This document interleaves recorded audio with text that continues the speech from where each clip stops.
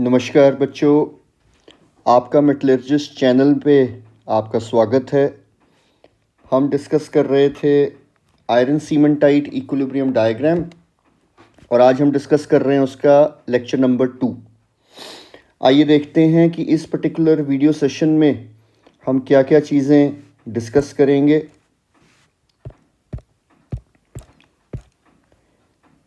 तो introduction to equilibrium diagram for iron carbon system, steels और cast irons के लिए जो इक्विलिब्रियम डायग्राम बनाते हैं वो क्यों चाहिए, हम उसकी बात करेंगे।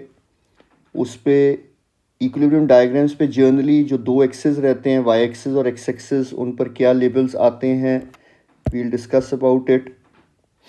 आयरन कार्बन सिस्टम्स के इक्विलिब्रियम डायग्राम को आयरन कार्बन इक्विलिब्रियम डायग्राम क्यों नहीं कहा जाता, क्यों उसे आयरन सीमेंटाइट इक्विलिब्रियम डायग्राम या आयरन कार्बाइड इक्विलिब्रियम डायग्राम कहा जाता है, ये भी हम डिस्कस करेंगे। देन हम डिस्कस करेंगे कि आयरन इक्विलिब्रियम डायग्राम जब आप बना हुआ देखते हो तो लेबल्ड डायग्राम किस तरह का दिखता है।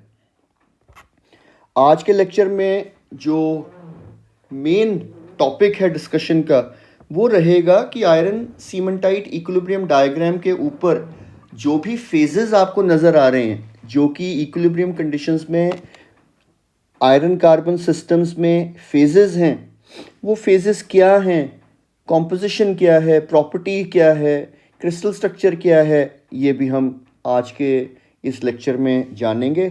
और फाइनली मैं और आप मिलकर फिर आयरन सीमेंटाइट डायग्राम ड्रॉ करना, कंस्ट्रक्ट करना सीखेंगे। ओके, तो बच्चों क्या इंफॉर्मेशन देता है आयरन सीमेंटाइट इक्विलिब्रियम डायग्राम, या जिसको आयरन कार्बाइड इक्विलिब्रियम डायग्राम कहा जाता है। देखिए, ये आयरन कार्बन सिस्टम्स का इक्विलिब्रियम डायग्राम है और किसी भी कॉम्पोजिशन का आयरन कार्बन सिस्टम अगर किसी पर्टिकुलर टेम्परेचर पर पड़ा हुआ है और आप जानना चाह रहे हैं कि सर इस कॉम्पोजिशन का आयरन कार्बन सिस्टम है, अगर ये इस टेम्परेचर पर हो तो इसके माइक्रोस्ट्रक्चर में क्या फेजेस प्रेजेंट होंगे, अगर आप ये जानकारी लेना चाह रहे हो तो आयरन कार्बन सिस्टम्स का इक्विलिब्रियम डायग्राम आप यूज़ करिए। कहने का मतलब स्टील्स और कास्ट आयरन्स जो कि बहुत ही इंपॉर्टेंट इंडस्ट्रियल अलॉयज़ हैं, अगर हमसे ये पूछा जाता है कि भाई उनकी हीटिंग के दौरान, उनकी कूलिंग के दौरान वो किसी गिवन टेम्परेचर पे पहुंचते हैं, तो किसी गिवन कॉम्पोजिशन का स्टील या कास्ट आयरन जब किसी गिवन टेम्परेचर पर हीट या कूल होने के बाद आया है तो उसके माइक्रोस्ट्रक्चर में क्या फेजेस पड़े हुए हैं, ये अगर आप देखना चाह रहे हो तो आयरन सीमेंटाइट इक्विलिब्रियम डायग्राम या आयरन कार्बाइड इक्विलिब्रियम डायग्राम आप यूज कर सकते हो। तो अगला क्वेश्चन बच्चों ये आता है कि किन कंडीशंस के लिए iron cementite equilibrium diagram valid है।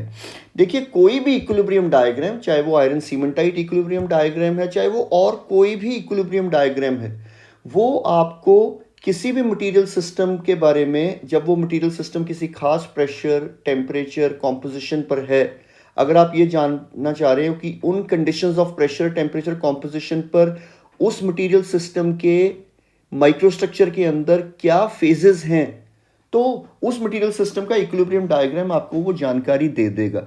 लेकिन बच्चों ध्यान ये रखना है कि इक्विलिब्रियम डायग्राम फेजेस के बारे में बता तो देगा, लेकिन जानकारी तभी वैलिड है, तभी करेक्ट है, अगर मटेरियल सिस्टम को जिन भी कंडीशंस पर आप ये जानकारी ले रहे हो उन कंडीशंस पर मटेरियल सिस्टम को इक्विलिब्रियम हीटिंग या इक्विलिब्रियम कूलिंग के द्वारा ही लाया गया था। जैसे आप मुझे कहते हो कि सर 0.4% कार्बन की स्टील है, मैं जानना चाह रहा हूँ कि जब ये स्टील हीट कर हम 500 डिग्री सेंटीग्रेड पर ले जाएंगे तो इस स्टील के माइक्रोस्ट्रक्चर में क्या फेजेस होंगे, तो मैं कहूँगा कोई बात नहीं यार, स्टील्स का इक्विलिब्रियम डायग्राम है आयरन कार्बाइड इक्विलिब्रियम डायग्राम, जिसको हम आयरन सीमेंटाइट इक्विलिब्रियम डायग्राम भी कहते हैं। तो ये आपको बता देगा कि ये 0.4% कार्बन वाली स्टील अगर 500 डिग्री सेंटीग्रेड पर पहुंच गई है तो इसमें ये फेजेस हैं। लेकिन तभी जानकारी करेक्ट होगी अगर इस स्टील की हीटिंग स्लो हीटिंग की गई है, इक्विलिब्रियम हीटिंग की गई है, और इक्विलिब्रियम हीटिंग के द्वारा आप इसको 500 डिग्री सेंटीग्रेड पर लेकर आए थे। अगर आप इसको रैपिड हीटिंग से, तेज हीटिंग से लेकर आए थे 500 डिग्री सेंटीग्रेड पर, तब हो सकता है कि एक्चुअली जो इसके माइक्रोस्ट्रक्चर में फेजेस नजर आ रहे हों या फेज नजर आ रहा हो वो अलग हो, जो कि आयरन सीमेंटाइट इक्विलिब्रियम डायग्राम इसके लिए दिखा रहा है। तो इक्विलिब्रियम हीटिंग, इक्विलिब्रियम कूलिंग का बच्चों क्या मतलब होता है? Heating and cooling has to be done at infinitesimally slow rates of heating and cooling. Very very slow rates of heating, very very slow rates of cooling. जैसे 15-20 degree centigrade प्रति our से अगर आप हीटिंग या cooling कर रहे हैं तो ऐसे हीटिंग रेट्स वाली हीटिंग या कूलिंग को हम इक्विलिब्रियम हीटिंग या कूलिंग कहते हैं। और इसका मतलब ये होता है कि जब सिस्टम हीट हो रहा है, सिस्टम कूल हो रहा है, जब आप उसकी इक्विलिब्रियम हीटिंग या कूलिंग करते हैं, मतलब स्लो हीटिंग एंड कूलिंग करते हैं, at every step of heating and cooling, जिस भी टेम्परेचर से सिस्टम गुजरता है, हर टेम्परेचर पर अगर कोई प्रोसेस, कोई फिनोमिनन मटेरियल सिस्टम के अंदर होना चाहता है, जैसे रिकवरी है, रिक्रिस्टलाइजेशन है, डिफ्यूजन है, पूरा समय दिया गया है सिस्टम को कि भाई जो तेरे अंदर चेंजेस होना चाहती हैं वो हो लें, ताकि सिस्टम जब फाइनल अपने टेम्परेचर पे पहुंचे तो वो इक्विलिब्रियम में हो, वो स्टेबल हो, उसके बाद उसमें फिर चेंजेस ना आए, अगर वो उसी कंडीशन पे मेंटेन रहे। तो इक्विलिब्रियम हीटिंग और इक्विलिब्रियम कूलिंग कर अगर आप किसी पर्टिकुलर टेम्परेचर पर अपने मटेरियल सिस्टम के अंदर क्या फेजेस हैं जानना चाह रहे हो, तब उस मटेरियल सिस्टम का इक्विलिब्रियम डायग्राम आपको बिल्कुल ठीक जानकारी देगा।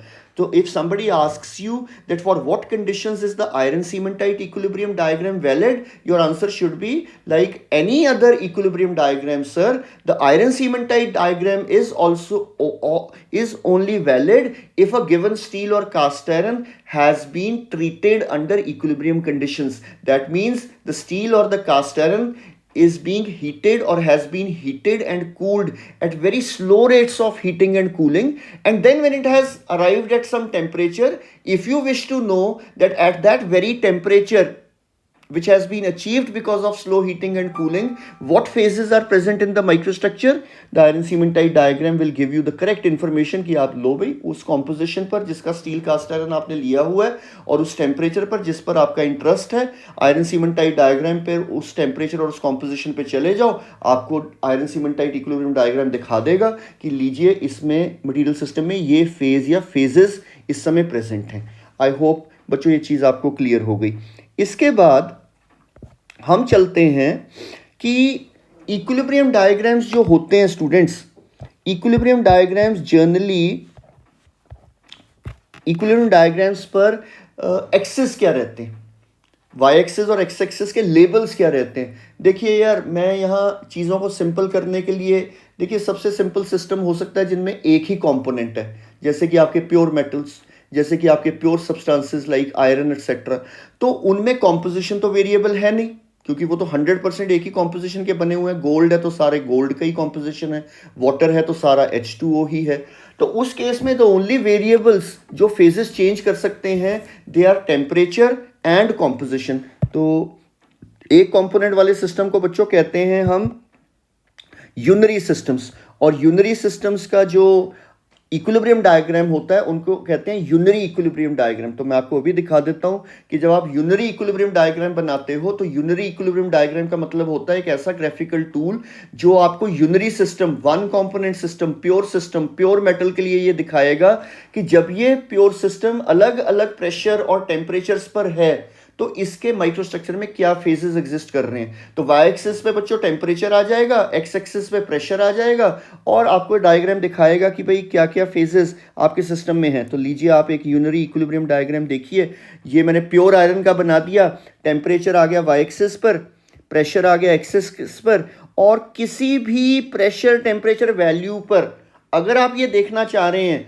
कि इस प्योर आयरन में क्या फेजेस पड़े हुए हैं, जैसे सपोज आप कहते हो सर प्योर आयरन अगर हम 1 एटमॉस्फेरिक प्रेशर पर देखें और हम 200 डिग्री सेंटीग्रेड पर हैं, बच्चों आप यहाँ कहीं आओगे, तो इसका मतलब आयरन देखिए इस समय डायग्राम दिखा रहा है कि एक ही फेज है, अल्फा फेज प्रेजेंट है जी आयरन में। तो सिमिलर, तो जो यूनरी सिस्टम्स हैं उनमें जो डायग्राम है इक्विलिब्रियम डायग्राम की रिस्पॉन्सिबिलिटी है कि जब ये यूनरी सिस्टम अलग अलग प्रेशर टेम्परेचर कॉम्पोजिशन कॉम्बिनेशंस पे बैठा हुआ है, बता भाई इसके माइक्रोस्ट्रक्चर में क्या फेजेस हैं, ठीक। लेकिन बाइनरी जो सिस्टम है बच्चों, अब आ जाते हैं हम बाइनरी इक्विलिब्रियम डायग्राम्स पर।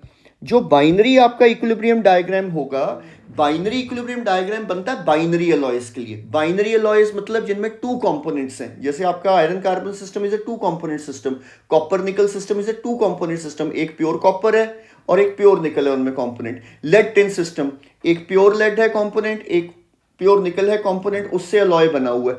तो ऐसे बाइनरी अलॉयज में तो बच्चों प्रेशर भी है वेरिएबल, टेम्परेचर भी है वेरिएबल, लेकिन एक नया वेरिएबल आ गया कॉम्पोजिशन। तो यहां फॉर्चुनेटली क्या हुआ बच्चों कि जितने भी बाइनरी अलॉयज हैं, जब उनकी मैन्युफैक्चरिंग होती है, जब उनकी प्रोसेसिंग होती है, वो जनरली एटमॉस्फेरिक प्रेशर कंडीशंस के अंडर होती है। तो प्रेशर क्या हो गया, प्रेशर इज कांस्टेंट, किस वैल्यू पर, 1 atm पे। तो कौन से वो दो वेरिएबल्स हैं जिनके चेंज होने पर फेजेस बदलेंगे, सर एक टेम्परेचर है, एक कॉम्पोजिशन है। तो तब बाइनरी इक्विलिब्रियम डायग्राम क्या दिखाता है, binary equilibrium diagram is a graphical representation of what different phases are present in a binary alloy under different temperatures and compositions. तो वहां हम क्या करेंगे, बाइनरी इक्विलिब्रियम डायग्राम में प्रेशर तो हो गया कांस्टेंट, वेरिएबल्स रह गए टेम्परेचर और कॉम्पोजिशन। वाई एक्सिस पर हम ले लेते हैं बच्चों टेम्परेचर, एक्स एक्सिस पर हम ले लेते हैं कॉम्पोजिशन, और हमारा डायग्राम तैयार हो जाता है बाइनरी इक्विलिब्रियम डायग्राम। तो उसकी भी मैं आपको एक एग्जांपल दिखा देता हूं। ये देखिए बाइनरी इक्विलिब्रियम डायग्राम, एग्जांपल मैंने यहाँ कॉपर निकल की ले ली। तो कॉपर निकल में मैंने क्या किया, प्योर कॉपर यहां रख लिया बच्चों, प्योर निकल यहां रख लिया। अगर ये प्योर कॉपर है तो यहां निकल 0 हो गया, और अब 0 से 100 तक निकल जाएगा। तो यहां आपका अलॉय आ गया जिसमें 10% निकल है, 90 कॉपर है। यहाँ आपके पास 20 निकल है, 80 कॉपर है। ये एक अलॉय है जिसमें 40 निकल है, 60 कॉपर है। तो इसमें यहाँ कॉम्पोजिशन वेरी कर रही है एक्स एक्सिस पर, और वाई एक्सिस पर बच्चों हम टेम्परेचर। तो सपोज आपको मैं कहता हूँ भाई एक कॉपर निकल अलॉय है जिसमें 50% कॉपर है, 50% निकल है। सर मैंने कॉम्पोजिशन मार्क कर ली, यार ये जो मेरा अलॉय है ये 600 डिग्री सेंटीग्रेड पर है। तो सर 600 डिग्री सेंटीग्रेड यहाँ कहीं है, तो सर टेम्परेचर कॉम्पोजिशन पॉइंट यहाँ आ गया। सर ये मटेरियल सिस्टम इस रीजन में है, इस फेज रीजन में, और यहाँ सर एक ही फेज है solid solution of copper and निकल।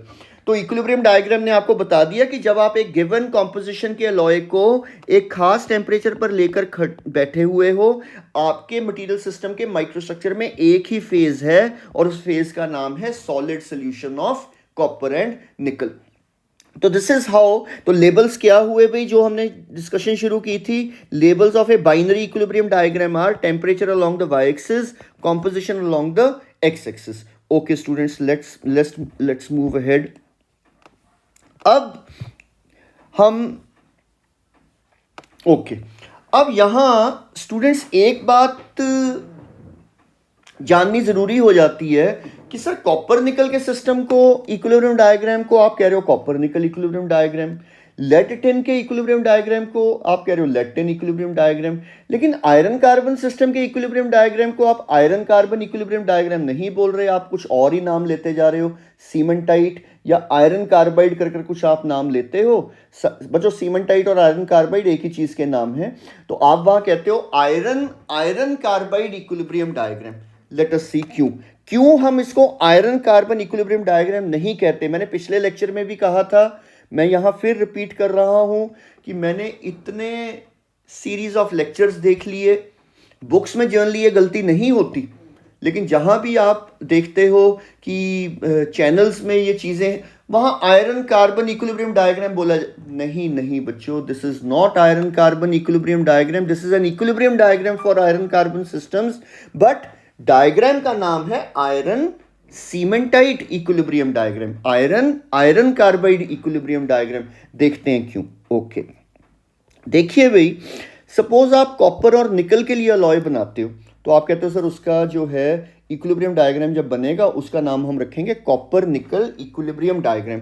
क्यों, ये देखिए बच्चों, आप 1% कॉपर और 99% निकल ले लो, आप 40% निकल और 60% कॉपर ले लो, आप 99% निकल 1% कॉपर ले लो। मैं ये कहना चाह रहा हूं आप कॉपर और निकल को किसी भी कॉम्पोजिशन में ले लो, वो हमेशा एक सक्सेसफुल कमर्शियल अलॉय आपको बनाकर दे देंगे, क्योंकि कॉपर और निकल आपस में इतने अच्छे हैं कि कॉपर कहता है भाई अगर मैं ज्यादा हुआ मैं सॉल्वेंट एक्ट कर लूंगा, निकल तू मेरे अंदर चले जाना। और अगर निकल भाई तू ज्यादा हुआ और तू सॉल्वेंट हुआ तो कॉपर कहता कि मैं सॉल्यूट एक्ट कर कर मैं तेरे अंदर चला जाऊंगा। तो ये कोई यहां तय नहीं होता कि who is going to be the solvent, who is going to be the solute, and if you change the solute and the solvent things would not happen. No, आप कॉपर को ज्यादा ले लो तो निकल उसके सॉल्यूट उसके क्रिस्टल स्ट्रक्चर में चला जाएगा, आप निकल ज्यादा ले लो सॉल्वेंट तो कॉपर उसके अंदर चला जाएगा। You take any composition of copper and nickel, always a good alloy gets found because copper takes nickel in any amount, nickel takes copper in any amount. Okay, एक एग्जांपल। फिर बच्चों आपने सुना होगा ये अलॉयज जो सोल्डरिंग में use होते हैं, लेड टिन अलॉयज, इनके डायग्राम को भी हम लेड टिन इक्विलिब्रियम डायग्राम कह रहे हैं। क्यों? Because when you start from pure lead and 0 tin, अगला अलॉय आ गया 99 लेड 1 टिन, फिर आ गया 20 टिन 80 लेड, फिर आ गया 40 टिन 6।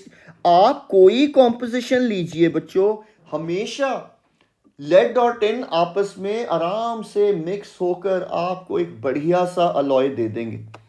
लेकिन देखो भाई, जब आयरन कार्बन सिस्टम की बात आएगी, it is iron who always acts as the solvent, या आयरन हमेशा ज्यादा मात्रा में लिया जाता है और थोड़ी ही मात्रा है कॉपर कार्बन की जो उसके अंदर डाली जा सकती है। हदो हद सॉलिड स्टेट की बात कर रहे हैं बच्चों, क्योंकि हम रूम टेम्परेचर पर हमारा इंटरेस्ट है सबसे ज्यादा। तो रूम टेम्परेचर पर अगर आप बात करेंगे, कार्बन ज्यादा से ज्यादा ऊपर भी, जब तक सॉलिड स्टेट चल रही है, जब तक मोल्टन स्टेट में नहीं है आपका आयरन कार्बन सिस्टम, अगर हम सॉलिड स्टेट में बात करेंगे तो कार्बन बच्चों जो है वो आयरन के अंदर जाएगा, चाहे वो सॉलिड सोल्यूशन फॉर्म में जाए चाहे वो कंपाउंड की फॉर्म में जाए, but the maximum amount of carbon which can get into iron, that is 6.6 wait percentage carbon.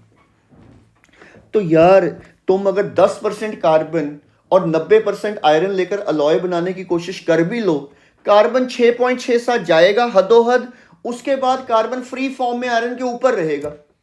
तो अगर आपने आयरन कार्बन अलॉय बनाना है भाई, 1% कार्बन डाल लो, 0.5% डाल लो, 2% डाल लो, 6% डाल लो, 6.67% is the upper limit of carbon which in the solid state can get into iron.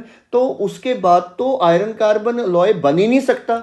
और बच्चों स्टील्स की बात करें तो 1.5% से ज्यादा काम की स्टील होती ही नहीं। 1.5% कार्बन से ऊपर वाली steel is so brittle it would not work. उसी तरह से 5-5.5% से ऊपर का कास्ट आयरन किसी काम का नहीं होता।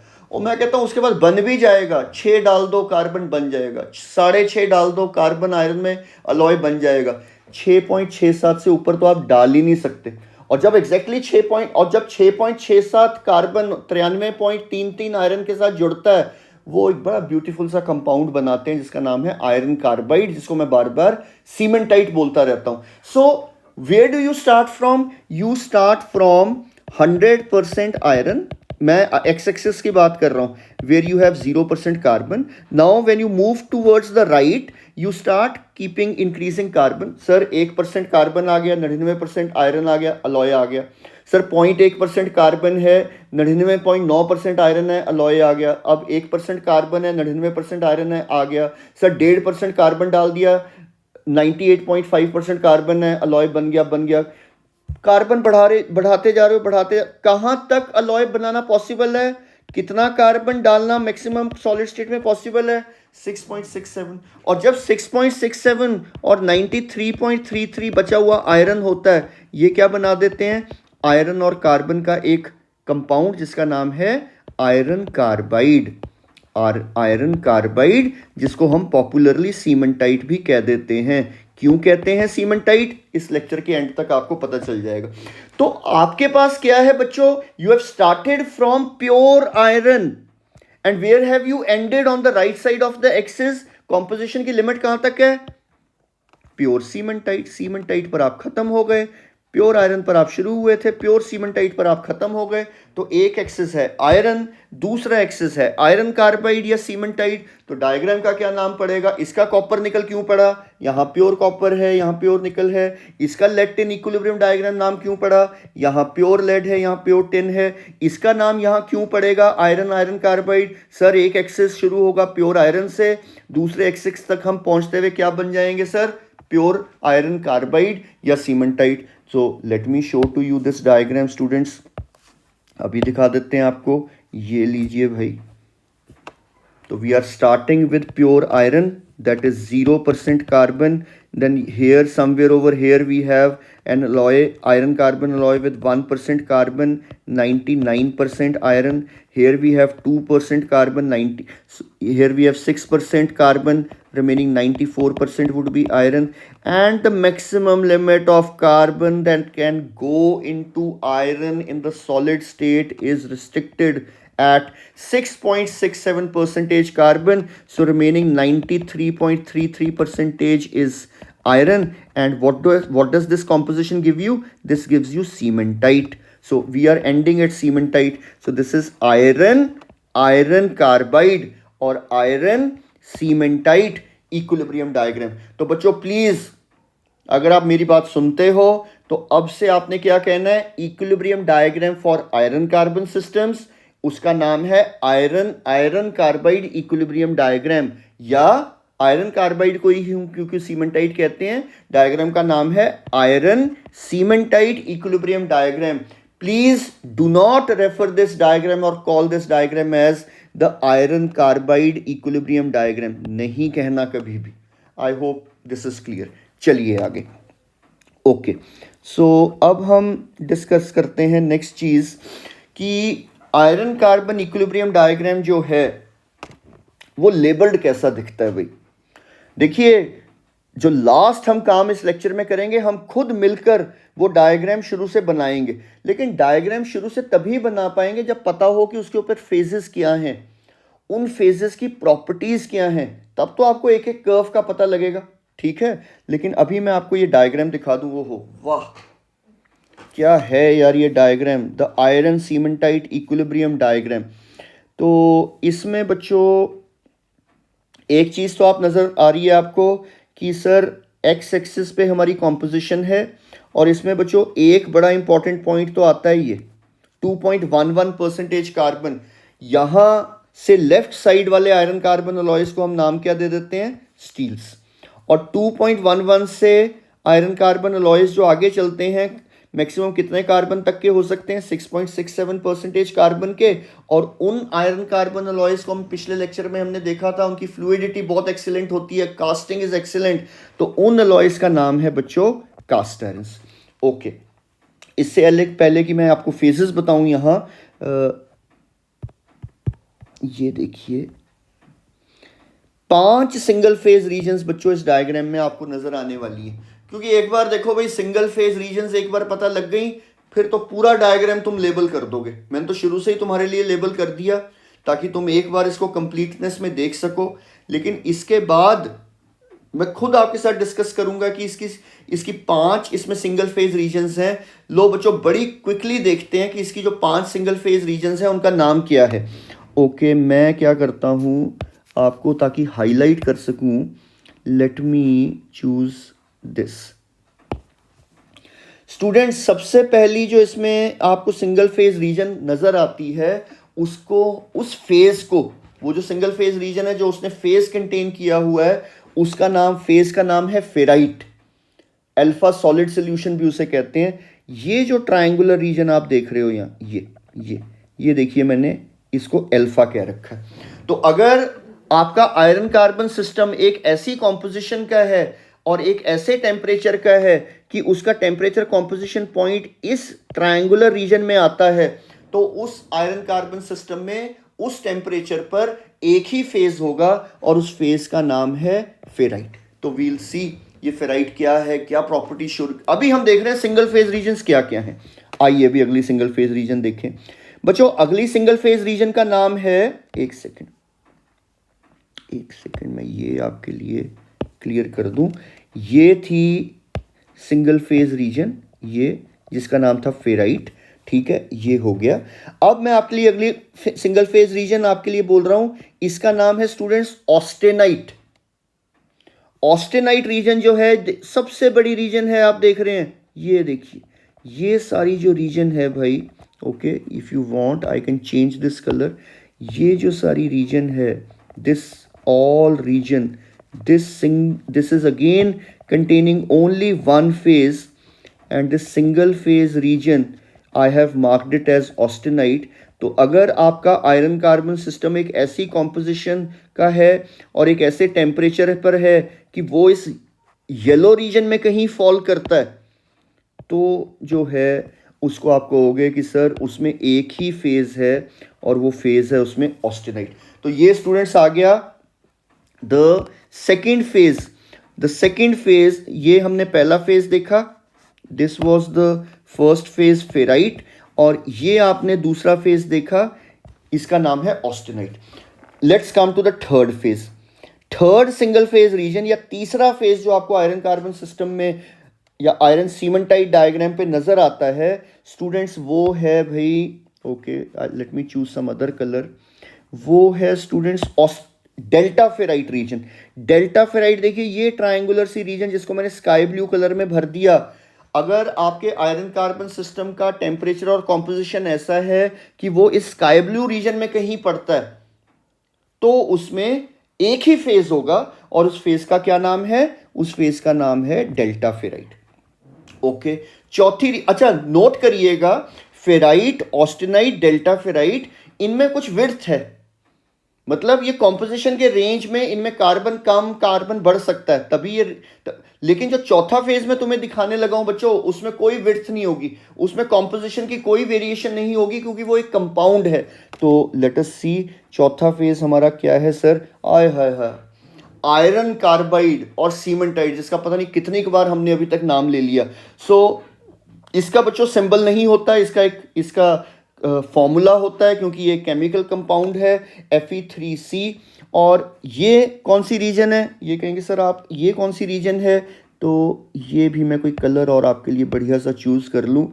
ये है बच्चों, ये जो स्ट्रेट लाइन आपको नज़र आ रही है, ये स्ट्रेट लाइन, अगर आपका आयरन कार्बन सिस्टम में जब 6.67 कार्बन 93.33% आयरन के साथ जब भी जुड़ता है, तो it forms this compound which is A phase 6.67 carbon which is called cementite. तो चौथी जो सिंगल फेज रीजन्स है वो है ये वर्टिकल लाइन, जिसमें कोई कॉम्पोजिशन की विड्थ नहीं है, क्योंकि ये एक ही कॉम्पोजिशन पे बनता है, and it's name is cementite. नहीं बनेगा तो बाकी जगह भी, लेकिन अगर 100% इसको बनना है तो इसी स्ट्रेट लाइन पे बन सकता है। अगर इस लाइन के अलावा कहीं सीमेंटाइट बन रहा है तो सर 100% नहीं है, सीमेंटाइट के अलावा भी कोई और फेज या फेजेस होंगे। Please, this is a very important point which I am making.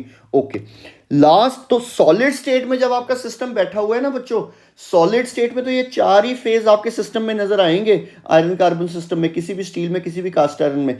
Ferrite, ferrite के बाद ऑस्टेनाइट, ऑस्टेनाइट के बाद डेल्टा फेराइट, डेल्टा फेराइट के बाद सीमेंटाइट। अच्छा, एक ये भी हो सकता है कि इस डायग्राम की, इस इक्विलिब्रियम डायग्राम की जो लिक्विडस लाइन है बच्चों, लिक्विडस लाइन है A B C D, A B C D, let me clear all the markings, तो आपको क्लियर दिखेगा। A B C D is the liquidus line, मतलब आयरन कार्बन सिस्टम में अगर टेम्परेचर और कॉम्पोजिशन किसी आयरन कार्बन अलॉय का ऐसा है कि वो इस ABCD लाइन से ऊपर फॉल कर रहा है, सपोज आप कहते हो सर मेरे पास एक 1.5% कार्बन की स्टील है और सर वो 1700 पर है, तो 1700 पर है तो बच्चों यहाँ कहीं है, यहाँ कहीं है, तो ABCD लाइन से ऊपर है वो मटेरियल सिस्टम। ABCD लाइन से ऊपर है तो उसमें एक ही फेज है, कौन सा फेज? वो आ गया ये पांचवा phase, liquid solution of iron and carbon. देखिए वो सिंगल फेज रीजन में पड़ा हुआ है।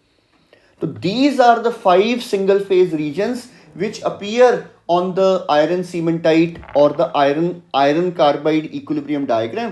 और अगर आपको अब सिंगल फेज रीजन्स पता है, तुम्हें पता है यहाँ सर, यहाँ क्या होगा भाई? सर इस तरफ ये फेराइट है और इस तरफ सीमेंटाइट है, तो ये 2 फेज रीजन है फेराइट प्लस सीमेंटाइट। सर यहाँ जो सर इस तरफ फेराइट है, इस तरफ ऑस्टेनाइट है, तो ये रीजन हो गई फेराइट प्लस ऑस्टेनाइट। सर वैसे ही यहाँ अगर आ जाएं, इस साइड से इसमें ऑस्टेनाइट है, इस साइड से इसमें सीमेंटाइट है, सो सर ये सारी रीजन ऑस्टेनाइट प्लस सीमेंटाइट। यहाँ जो सर इस साइड से इसमें ऑस्टेनाइट है, इस साइड से इस रीजन में लिक्विड है, तो ये ऑस्टेनाइट प्लस लिक्विड। तो इस तरह से बच्चों ऐसे ही इस सिस्टम में आगे चलकर हम पढ़ेंगे कुछ ट्रिपल पॉइंट्स भी हैं। ये एक ट्रिपल पॉइंट है, ये एक ट्रिपल पॉइंट है, ये एक ट्रिपल पॉइंट है। आगे चलकर बच्चों मैं आपके साथ डिटेल में बात करूंगा। इसको कहते हैं पेरिटेक्टिक पॉइंट, इसको कहते हैं यूटेक्टिक पॉइंट, इसको कहते हैं यूटेक्टॉइड पॉइंट। 3 रिएक्शंस होती हैं हमारे आयरन कार्बन सिस्टम्स में, इन पॉइंट्स के आसपास होती हैं, इसलिए हमने वो नाम भी दे दिया। तो आगे चलकर मैं रिएक्शंस की भी डिटेल में आपके साथ बात करूंगा, लेकिन हमारा पहले बेस बन जाए भाई, बेस बन जाए, फिर तो ऐसे दौड़ेगा सिलेबस की आप कहोगे वाह सर वाह, हाँ पता लग रहा है चीज़ ठीक है, आयरन कार्बन सिस्टम इस तरह से काम करता है, right. Okay, so let me now take you ahead and अब हम आयरन सीमेंटाइट डायग्राम देखिए, जैसे मैंने पहले कहा मैं आपके साथ कंप्लीट बनाऊंगा, शुरू से कंस्ट्रक्शन आप और मैं मिलकर करेंगे। लेकिन पहले पता तो हो कि सर जो इसके ऊपर अभी आपने ये फेजेस बताए, ferrite, cementite, austenite, delta ferrite, ये हैं क्या सर, थोड़ा तो कुछ इनके बारे में पता लगे हमें। तो बच्चों आइए अब हम एक एक कर इन फेजेस के बारे में जानते हैं। लेकिन देखिए ये फेज जानने से पहले हमें पता होना चाहिए कि सर फेजेस की कुछ ना कैटेगरीज होती हैं। जब भी अलॉय में कोई फेज बनेगा तो वो फेज जो भी बनेगा, हमने पहले ही कैटेगराइजेशन कर रखी है कि भाई अलॉयज में जो फेजेस बनते हैं, अगर वो फेजेस जो प्रॉपर्टीज या कैरेक्टरिस्टिक्स दिखाते हैं उनके आधार पर अगर उनकी क्लासिफिकेशन कर दें तो उनकी 2 कैटेगरीज हैं, और हर कैटेगरी की तुम्हें जर्नल कुछ प्रॉपर्टीज पता है। तो अगर तुम्हें पता लग जाए कि सर फलाना फेज आपके आयरन कार्बन सिस्टम में है और वो इस कैटेगरी का है, तो उस फेज की आधी चीजें तो आपको तभी पता चल जाएंगी जब आपको उसकी कैटेगरी पता चल गई, ठीक है। तो इसलिए पहले बच्चों ये जानना जरूरी है कि आयरन कार्बन सिस्टम में आयरन सीमेंटाइट इक्विलिब्रियम डायग्राम पर जो हमने ये फेजेस दिखाए, we must know something about their characteristics, their composition, their solubility limits, their properties etcetera etcetera. So let's start discussing that. तो ये देखिए भी आपने कहा था सर ये 5 फेज हैं, उनमें से इंपॉर्टेंट हमारे लिए हैं ये 4 फेज, क्योंकि ये हैं सॉलिड स्टेट में जब सिस्टम होता है। तो सॉलिड स्टेट में जब कोई स्टील और कास्ट आयरन है तो 1 और more of these phases would be seen. तो सर इनके बारे में हम कुछ डिस्कस करें। ओके, अब इससे पहले कि हम स्पेसिफिकली इनके बारे में डिस्कस करें, मैं आपको ये बताना चाहता हूं कि जब भी कोई अलॉय बनता है, उस अलॉय के माइक्रोस्ट्रक्चर में आपको जब फेजेस नजर आते हैं तो इन फेजेस को जिस तरह की प्रॉपर्टीज जर्नली फेजेस शो करते हैं, अगर उसके बेस पर बच्चों क्लासिफाई कर दिया जाए तो 2 तरह के फेज कैटेगरीज, 2 तरह की कैटेगरीज बनती हैं। पहली कैटेगरी, जब भी अलॉय बनेगा, the first phase that will get formed in it has to be a phase category which is called solid solution. तो अगर एक से ज्यादा फेज बनते हैं, हो सकता है पहला फेज सॉलिड सॉल्यूशन बना, वो तो बनना ही पड़ेगा।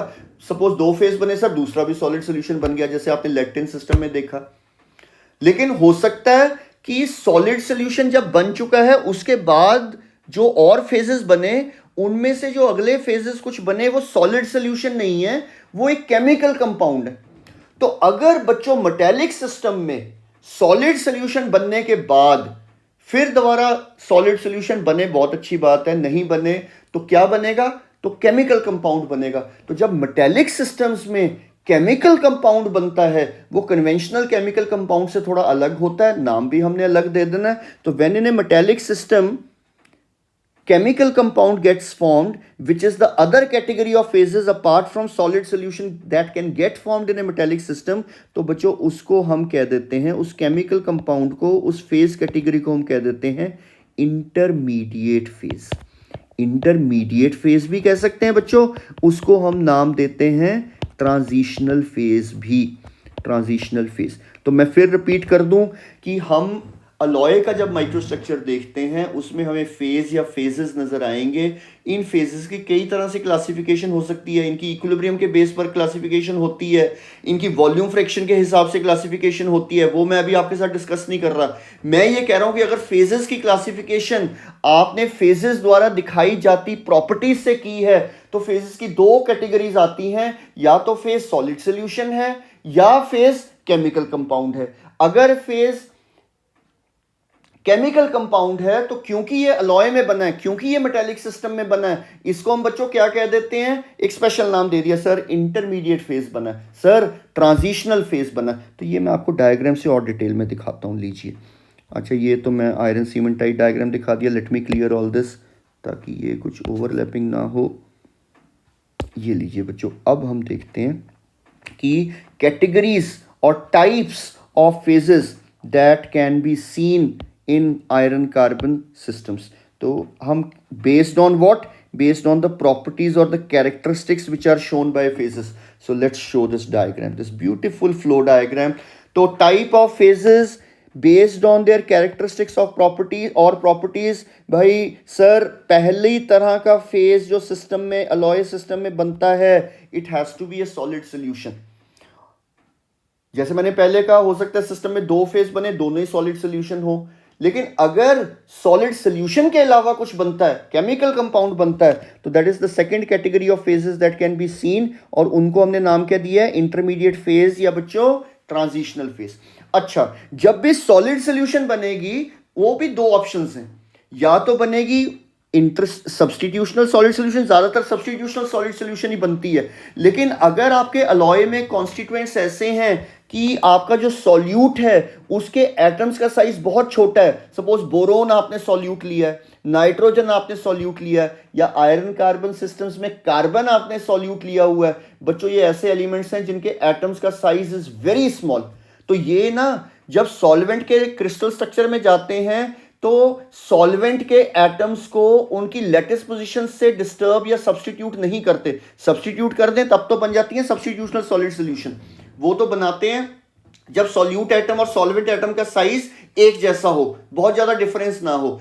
अगर बहुत ज्यादा डिफरेंस है और सॉल्यूट के एलिमेंट का साइज बहुत छोटा है तो वो जब क्रिस्टल स्ट्रक्चर के सॉल्वेंट में, जब सॉल्वेंट के क्रिस्टल स्ट्रक्चर में जाता है तो सॉल्वेंट के एटम्स को उनकी लेटिस पोजीशन से ना डिस्टर्ब करते हुए वो क्रिस्टल स्ट्रक्चर के वॉइड्स में या इंटरस्टिशियल स्पेसेस में जाकर सॉलिड सॉल्यूशन बनाता है, और ऐसी सॉलिड सॉल्यूशंस को बच्चों कहते हैं इंटरस्टिशियल सॉलिड सॉल्यूशंस। तो आयरन कार्बन सिस्टम में क्योंकि कार्बन का साइज, कार्बन सॉल्यूट है, atomic size is very less, iron carbon system में जब भी सॉलिड सॉल्यूशन बनती है that is always interstitial solid solution. अच्छा, दूसरा, अगर सर सॉलिड सॉल्यूशन के अलावा केमिकल कंपाउंड बन गया, सर इंटरमीडिएट फेज बन गया, या जिसको आप सर कह रहे हैं ट्रांजिशनल फेज बन गया, तो बच्चों ये जो केमिकल कंपाउंड बन रहा है ये तीन तरह का हो सकता है।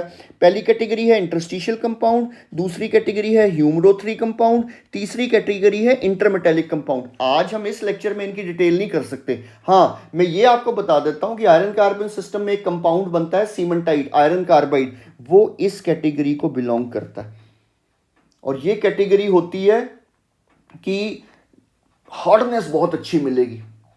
इंटरस्टिशियल सॉलिड सॉल्यूशन बनाते हुए सॉल्यूट ज्यादा ले लिया गया था जितना वो इंटरस्टिशियल सॉलिड सॉल्यूशन में सॉल्वेंट में जा सकता है, तो जो एक्सेस ऑफ आपका सॉल्यूट और सॉल्वेंट बाहर आए उन्होंने आपस में अगर केमिकल कंपाउंड बना दिया तब वो बनाते हैं बच्चों इंटरस्टिशियल कंपाउंड, जिसका दूसरा नाम है साइज फैक्टर कंपाउंड।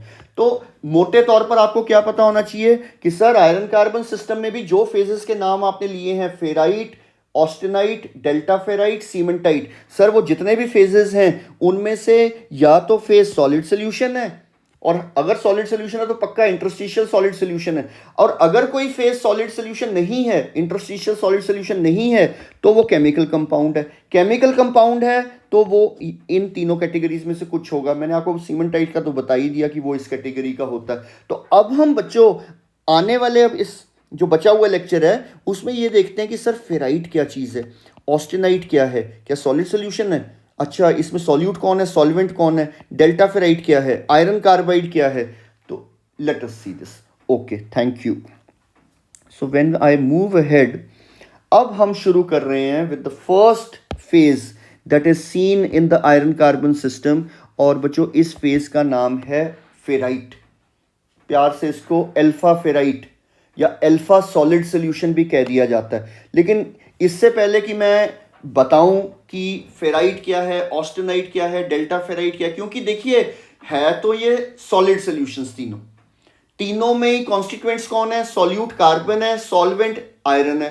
तो आप कहोगे सर अगर फेराइट, ऑस्टेनाइट, डेल्टा फेराइट तीनों में ही कार्बन सॉल्यूट है, आयरन सॉल्वेंट है, तो इनमें फर्क क्यों आ गया? बच्चों फर्क इसलिए आ गया क्योंकि आयरन हमने पहले लेक्चर में किया था एक एलोट्रोपिक एलिमेंट है। तो आयरन जब भी कार्बन उसके अंदर जा रहा है हमें यह देखना पड़ेगा कार्बन क्या अल्फा आयरन के अंदर जा रहा है, कार्बन क्या गामा आयरन के अंदर जा रहा है, कार्बन क्या डेल्टा आयरन के अंदर जा रहा है। आयरन अगर अलग अलग एलोट्रोपिक फॉर्म्स में होते हुए कार्बन को अपने अंदर ले रहा है तो वो अलग अलग फेजेस बनाएगा। तो पहले मैं एक बार फिर आपको आयरन की, ये तो आयरन सीमेंटाइट डायग्राम आ गया, यहाँ हम फेराइट की बात कर रहे हैं। लो भाई मैं एक बार फिर हाईलाइट कर दूं, वैसे तो मैं इसको मैग्नीफाई कर भी दिखाने वाला हूँ, लेकिन मैं एक बार फिर आपकी रेफरेंस के लिए ये मैं बोल दूं कि लो भाई बच्चों ये रीजन में फेराइट एग्जिस्ट करता है। अगर सिंगल पड़ा हुआ हो दिखेगा तो और जगह भी, यहाँ भी तो दिख रहा है, यहाँ भी दिख रहा है। लेकिन अगर आप कहते हो कि सर मुझे वो जगह दिखाओ जहां फेराइट अकेला पड़ा हुआ है, सिंगल फेज रीजन सारी फेराइट की बनी हुई है, तो वो स्टूडेंट्स मैंने आपके लिए येलो अब मार्क कर देना है। ये मैंने कर दिया येलो मार्क। तो अब हम देखते हैं कि फेराइट सर ये क्या चीज़ है, क्या प्रॉपर्टीज दिखाता है, लेट अस सी। बट उससे पहले मैं दिखाऊंगा कि आयरन की अलग अलग एलोट्रोपिक फॉर्म्स क्या होती हैं। अच्छा इसी हिस्से को बच्चों ये देखिए मैंने आपके लिए बड़ा करके दिखा दिया। तो this is the region of the iron cementite equilibrium diagram जहां फेराइट फेज है सिर्फ, मतलब फेराइट फेज के अलावा कुछ नहीं है। Ferrite single phase reason containing ferrite, इसके अलावा भी फेराइट होगा बट यहां फेराइट क्योंकि अकेला पड़ा हुआ है हम उसकी थोड़ी सॉल्युबिलिटी कितनी है कार्बन के लिए, इस तरह की चीजों के बारे में पता कर सकेंगे। ओके अब मैं जरा आपको दिखाऊं कि एलोट्रोपिक फॉर्म आयरन की, ये देखो भाई यहां से लेकर, एक सेकंड जी let me change this for you, 0 degree centigrade से लेकर स्टूडेंट्स 910 डिग्री सेंटीग्रेड तक आपके पास आयरन के अंदर BCC crystal structure, 1 second,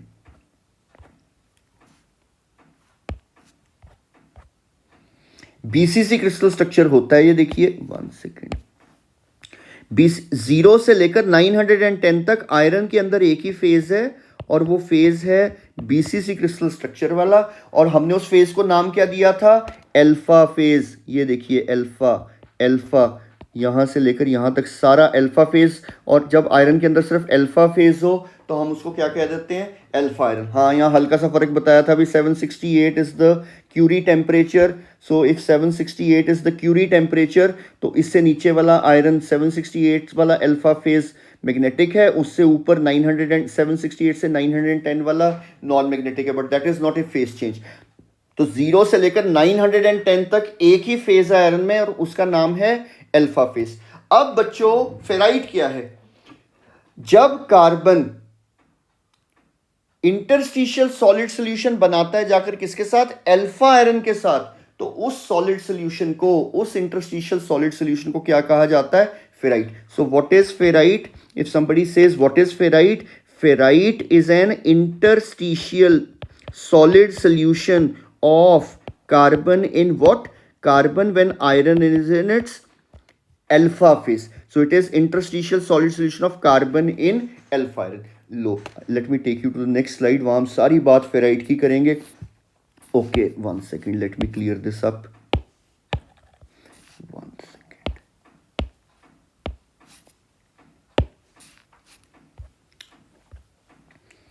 So now I am talking about ferrite with you again. Ferrite, ये इक्विलिब्रियम डायग्राम आ गया, ये पोर्शन आ गया जहां हम फेराइट को देख पा रहे हैं। मैं इसके लिए आपको फिर मार्क कर देता हूं आपके लिए, येलो में मैंने मार्क किया था। ये रीजन जो है this is containing only ferrite. So various names are given for, अच्छा अब एक ध्यान, डेजिग्नेशन देनी है सर फेराइट को कि फॉर्मूला।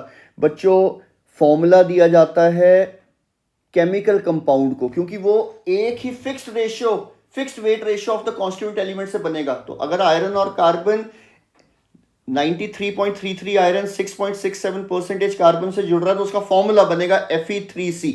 तो जब भी केमिकल कंपाउंड बनेगा, इंटरमीडिएट फेज बनेगा, ट्रांजिशनल फेज जिसको कहते हैं, उसका फॉर्मूला होगा। लेकिन जब भी सॉलिड सॉल्यूशन बनेगी तो सॉलिड सॉल्यूशन क्या है, carbon in alpha iron. Room temperature पे बन रही है तो कार्बन कुछ अमाउंट अल्फा आयरन में जा सकता है। 500 डिग्री पर बन रहा है तो अल्फा आयरन अब ज्यादा कार्बन अपने अंदर ले सकता है। 727 पे बन रहा है तो कार्बन मैक्सिमम अमाउंट में अल्फा आयरन के अंदर जा सकता है। 800 डिग्री पर बन रहा है तो कार्बन फिर कम हो जाएगा। तो solid solution can take a range of concentration of the solute element in it. It is a function of temperature और मैक्सिमम किसी खास टेम्परेचर पर होता है। तो बच्चों फेराइट जो है अपना क्या है, कार्बन सॉल्यूट है, अल्फा आयरन सॉल्वेंट है। अल्फा आयरन अलग अलग टेम्परेचर्स पर अलग अलग अमाउंट ऑफ कार्बन अपने अंदर रख सकता है। मैक्सिमम रख पाता है 727 पर। तो क्योंकि रेंज ऑफ कॉम्पोजिशन पे बनता है, फेराइट में कार्बन की कॉम्पोजिशन वेरी करती रहती है, इसीलिए तो ये विड्थ में दिख रहा है यहाँ, ये देखिए, नहीं तो सिंगल लाइन ही ना दिखता। तो इसलिए हम इसको फॉर्मूला देते हैं हमेशा, फॉर्मूला कभी नहीं दे पाते, हम इसको डेजिग्नेशन देंगे। और डेजिग्नेशन क्या देते हैं इसको, अल्फा। तो इसके कई नाम है, ferrite, alpha solid solution, but the most popularly used name is ferrite. तो let's answer this, what are the various names and designations for this? Sir, the most popular name is ferrite, and okay, let me check. And sir, the formula is not there, designation is alpha, क्योंकि इसका solvent alpha phase alpha iron है। अच्छा, अगली बात भाई, ये बताओ ये किस तरह का फेज है? सर अभी तो पढ़ा, सॉलिड सोल्यूशन होती है, केमिकल कंपाउंड होती है, ये सर सॉलिड सोल्यूशन है। Okay, so it is solid solution भी कौन सी, इंटरस्टिशियल सॉलिड सोल्यूशन। अगली चीज भाई, किन चीजों की सॉलिड सोल्यूशन है, कौन इसमें सॉल्यूट या सॉल्यूट्स हैं, कौन इसमें सॉल्वेंट है? तो सर आयरन कार्बन सिस्टम में तो सिर्फ कार्बन और आयरन ही है, सॉल्यूट जो है वो है कार्बन, और सॉल्वेंट इंपॉर्टेंट है sir, solvent is alpha iron. तो बेटा बच्चों, क्रिस्टल्स जो सॉलिड सोल्यूशन बनती है उसका क्रिस्टल स्ट्रक्चर सॉलिड सोल्यूशन का वही होगा जो उसके सॉल्वेंट का था। तो सॉल्वेंट इसमें अल्फा आयरन है, अल्फा आयरन का क्रिस्टल स्ट्रक्चर बीसीसी होता है, तो इसका क्रिस्टल स्ट्रक्चर भी क्या होगा, बीसीसी। फिर बच्चों सॉलिड सॉल्युबिलिटी लिमिट देखिए भाई, कार्बन सबसे इंपॉर्टेंट अलॉइंग एलिमेंट है जो आयरन के अंदर जाकर उसकी एलोट्रॉपी को भी डिस्टर्ब करता है, उसके क्रिस्टल स्ट्रक्चर को भी छेड़ता है, उसकी प्रॉपर्टीज को भी सुधारता है। तो आप देखते हो प्योर आयरन जब होता है तब अल्फा आयरन सिर्फ 0 से 910 तक एग्जिस्ट करता है। लेकिन आप आगे चलकर देखोगे कि सर आप गामा आयरन, हम कहते हैं कि प्योर स्टेट में गामा आयरन तो 910 से ऊपर मिलता है। लेकिन बच्चों हम यहाँ आयरन कार्बन सिस्टम में देखेंगे कि कार्बन जब आएगा और आयरन गामा आयरन के अंदर जाएगा, वो गामा आयरन को कहेगा यार अभी तक तो तू सिर्फ 910 के ऊपर बनता था, ले मैं आ गया हूं, तेरे को मैं थोड़ा सा 910 से नीचे तक भी बनवा लूंगा। तो कार्बन बच्चों आकर जब सॉलिड सोल्यूशन आयरन के साथ बनाएगा तो ये आयरन की एलोट्रॉपी को डिस्टर्ब करेगा। तो अब आपने ये नहीं कहना कि सर आप ऑस्टनाइट कह रहे हो 727 पर है, लेकिन ऑस्टनाइट आप कह रहे हो कार्बन इन गामा आयरन है, लेकिन गामा आयरन तो सर होता ही 910 से ऊपर है। बच्चों गामा आयरन 910 से ऊपर होता है जब गामा आयरन अलोन हो। अगर गामा आयरन में कार्बन आ गया तो कार्बन उसके टेम्परेचर्स को शिफ्ट करेगा। I hope you understand. Okay, तो सॉलिड सॉल्युबिलिटी लिमिट्स बहुत इंपॉर्टेंट है, क्योंकि इसी से सॉलिड सोल्यूशन स्ट्रेंथनिंग मिलती है, इसी से अलॉय की स्ट्रेंथ प्योर मेटल से ज्यादा मिलती है। तो फेराइट कितना कार्बन सॉलिड स्टेट में अपने अंदर रख सकता है? बच्चों देखो मैक्सिमम तो रखता है यहाँ पे, ये जो एक स्पेशल टेम्परेचर है 727, आगे चलकर मैं कहूँगा ये यूटेक्टॉइड टेम्परेचर है। अभी नहीं हमें पता लगेगा, आगे डिस्कस करेंगे इसके बारे में खोलकर, यहाँ रिएक्शन होगी एक यूटेक्टॉइड रिएक्शन, लेकिन ऐसे ही आपके रेफरेंस के लिए बता दिया।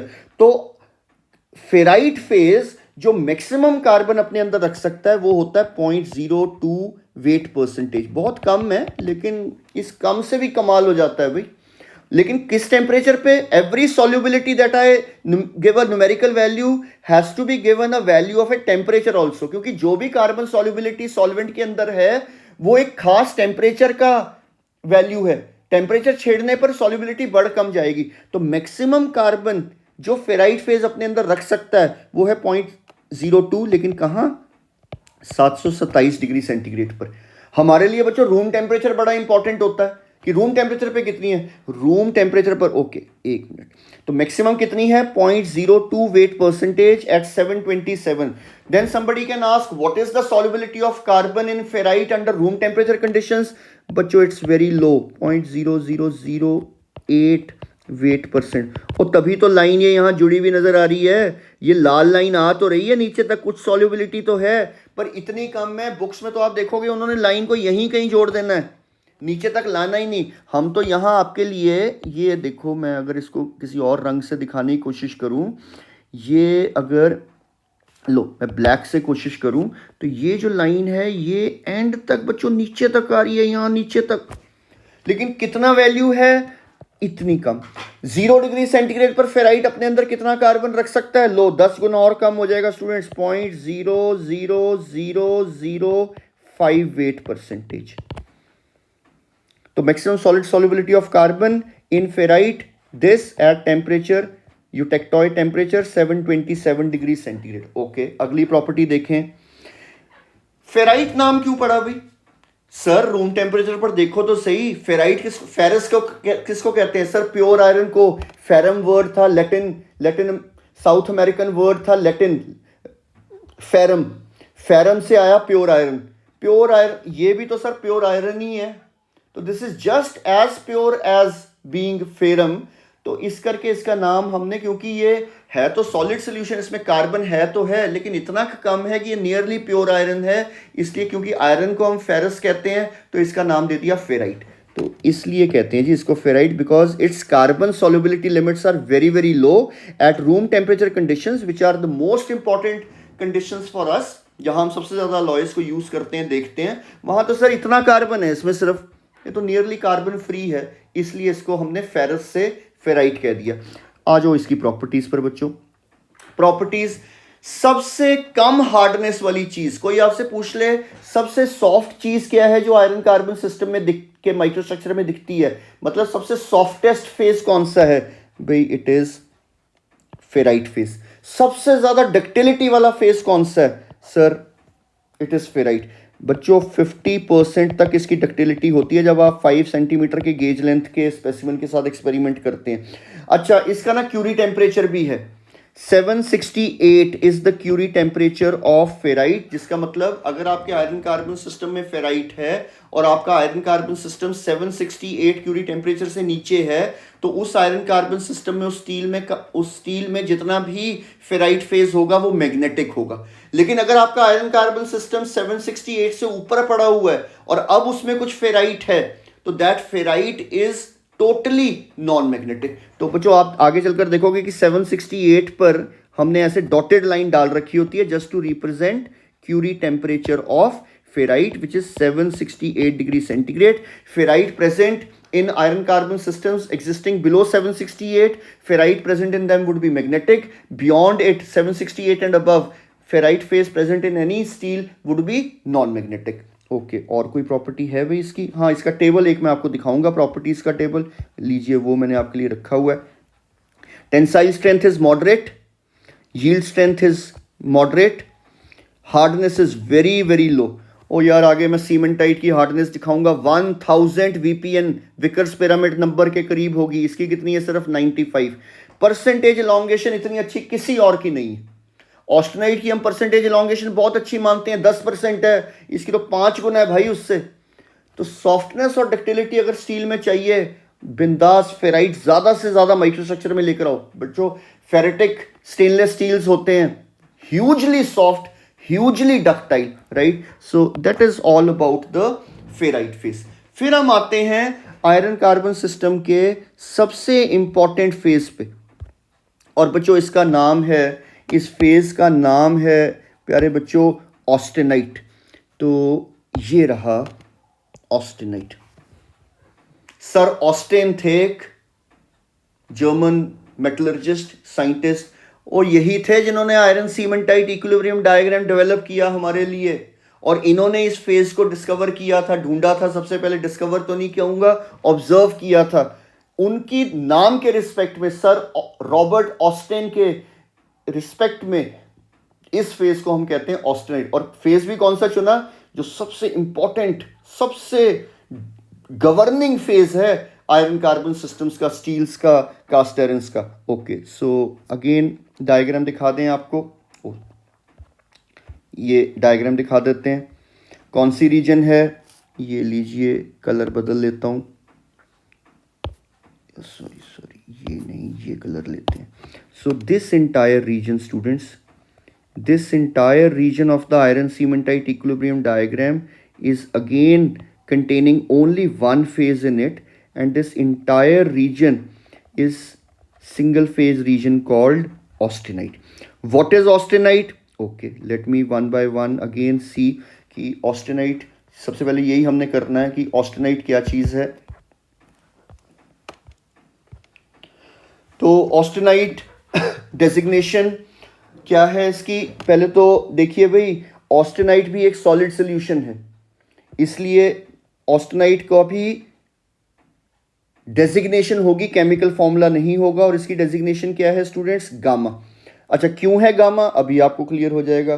भाई कोई आपसे पूछता है what type of phase is it, आप कहोगे sir this is an interstitial solid solution. Solid solution है और वो भी कौन सी वाली, interstitial solid solution. Next question, इसकी कॉम्पोजिशन क्या है, आप कहोगे sir this is an interstitial solid solution, carbon solute है, इंपॉर्टेंटली सॉल्वेंट है gamma iron. So interstitial solid solution of carbon in gamma iron is austenite. तो ये रहा, इसलिए क्योंकि गामा आयरन इसका सॉल्वेंट है, इसलिए इसका जो हमने डेजिग्नेशन दिया हुआ है दैट इज गामा। और सॉलिड सोल्यूशन का क्रिस्टल स्ट्रक्चर बच्चों क्या होता है, जो उसके सॉल्वेंट का क्रिस्टल स्ट्रक्चर है। सॉल्वेंट का क्रिस्टल स्ट्रक्चर क्या है, गामा आयरन का क्रिस्टल स्ट्रक्चर। गामा का क्रिस्टल स्ट्रक्चर क्या होता है, pure iron, gamma phase, gamma iron crystal structure is FCC. तो ऑस्टेनाइट फेज का क्रिस्टल स्ट्रक्चर भी क्या होना पड़ेगा, एफसीसी। ओके, फिर सॉलिड सॉल्युबिलिटी लिमिट्स, क्यों है ये फेज सबसे इंपॉर्टेंट। और सर जब आप इसकी कार्बन सॉलिड सॉल्युबिलिटी लिमिट सुनोगे दिल खुश हो जाएगा। Maximum amount of carbon which in the solid solution state some phase can keep, that phase is austenite. कितना रख सकता है अपने अंदर, okay let me change it to pen now. The maximum amount of carbon, ये देखिए बच्चों austenite कहां तक जा रहा है, सर यहां तक, ये क्या है 2.11। So the maximum amount of carbon, maximum carbon solubility in austenite या in gamma iron is 2.11 weight percentage carbon. लेकिन हमने कहा था will happen at some special temperature, ये होता है बच्चों 1147 डिग्री सेंटीग्रेड। आप देख भी सकते हो, ये सर यहाँ हो रहा है, ये तो टेम्परेचर 1147 है सर, ये देखिए 1147। तो the maximum amount of carbon that can be kept in the solid solution in austenite phase, that is maximum 2.11 weight percentage happens at this special temperature 1147। अच्छा, फेराइट की मैक्सिमम सॉलिड सॉल्युबिलिटी कहां थी, 727 पे। कितनी थी, 0.02। ये जब 727 जैसे टेम्परेचर पर भी बच्चों आ जाएगा, तब भी इसमें कार्बन सॉल्युबिलिटी फेराइट से बहुत ज्यादा होगी। फेराइट में थी 0.02 इस टेम्परेचर पर, इसमें है वहां 0.77। आप देख सकते हैं, ये देखिए ऑस्टेनाइट कहां तक आ गया, ये रहा 0.77। और बच्चों 727 से नीचे मत पूछना, 727 से नीचे ये एग्जिस्ट ही नहीं करता, ये एक हाई टेम्परेचर फेज है, क्योंकि 727 से नीचे गामा आयरन नहीं रहेगा। और गामा आयरन तो बेचारा वैसे ही 910 से नीचे नहीं रहता था प्योर आयरन में। ये तो कार्बन की मेहरबानी हो गई कि उसने गामा आयरन की स्टेबिलिटी बढ़ा दी कि भाई तू 910 की जगह अब मैं तुझे 727 तक भी दिखा दूंगी, ठीक है। तो अच्छा, ऊपर भी चले जाओ तो 2.11 से कम होती जाएगी ऑस्टेनाइट की स्टेबिलिटी, राइट। अच्छा, फिर लेट मी सी क्या और कुछ लिखा। तो मैक्सिमम कितनी है सर, 2.11 कहाँ है, 1147 पर। और 727 पर कितनी है सर, 727 पर है जी 0.77 वेट परसेंटेज कार्बन, राइट।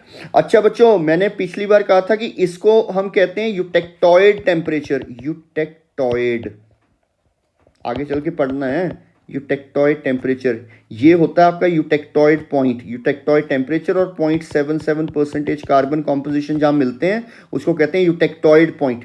तो 727 वॉज यूटेक्टॉइड टेम्परेचर, जहाँ फेराइट की solubility for carbon was maximum, austenite की stability for carbon is maximum at 1147, और इस 1147 पर ये जो कॉम्पोजिशन है 4.33, आगे चल के पढ़ेंगे बच्चों, अभी कंफ्यूज मत होना, इसका नाम होता है यूटेक्टिक कॉम्पोजिशन। तो टेम्परेचर 1147 क्या हो गया, यूटेक्टिक टेम्परेचर। तो कोई आपसे पूछ ले ऑस्टेनाइट किस टेम्परेचर पर दिखाता है maximum carbon solubility, sir eutectic temperature पर। फेराइट कहां दिखाता है, सर यूटेक्टॉइड टेम्परेचर पर। ठीक है, इसलिए मैंने ये चीज़ यहाँ कह दी, अदरवाइज अभी आपको इतना इसके बारे में पता नहीं लगेगा, नेक्स्ट लेक्चर में पता चल जाएगा बिल्कुल। ओके स्टूडेंट्स, फिर हम चलें आगे। Why the name austenite, Robert ऑस्टेन metallurgist जो थे, उन्होंने इस फेज को ऑब्जर्व किया था, उन्होंने ही आयरन सीमेंटाइट इक्विलिब्रियम डायग्राम पहली बार बनाया था, उनकी रिस्पेक्ट में इस फेज का नाम है ऑस्टेनाइट। प्रॉपर्टीज, ओए होए कमाल की प्रॉपर्टीज बच्चों, best properties, mechanical properties best अगर कोई फेज देता है तो वो कौन है, ऑस्टेनाइट। ये सॉफ्ट भी है, ये डक्टाइल भी है, ये टफ भी है, ये मेलिएबल भी है। कई बार ना पूछ लिया जाता है इंटरव्यूज में, ओ यार स्टील्स की आप रोलिंग फोर्जिंग 800-900 पर ही क्यों करते हो सारी जाकर, क्योंकि सर उस समय स्टील्स में सिर्फ ऑस्टेनाइट फेज पड़ा होता है, और जो ऑस्टेनाइट फेज है उसकी प्रॉपर्टीज बहुत अच्छी हैं, और सर जो उसकी प्रॉपर्टीज हैं क्योंकि वो ही that is the only phase present in the steel at that point in time at that temperature, वो स्टील को भी वही प्रॉपर्टीज दे देता है, और मलाई की तरह स्टील की rolling forging without any effort, without much of A pressure needed हम कर पाते हैं, because the response of steel, because of the presence of austenite in it to all those mechanical treatments is very good. So properties, it is soft, it is ductile, it is tough, it is malleable. Curie temperature तो बच्चों iron का रह गया नीचे 768, तो ये तो बनता ही 768 से ऊपर है।